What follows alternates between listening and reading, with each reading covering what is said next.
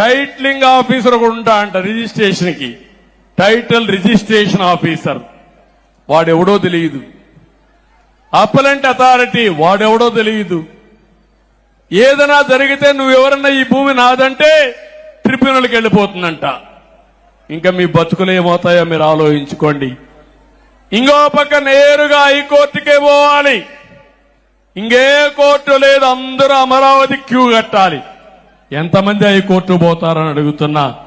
అందుకే చెప్పా, ఈ చట్టం నల్ల చట్టం, దీన్ని రద్దు చేస్తానని చెప్పి రద్దు చేయడానికి మొన్నే తీర్మానం చేశాం.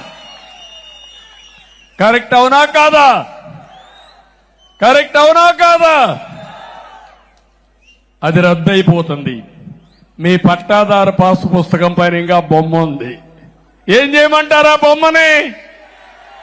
ఏం చేయమంటారా?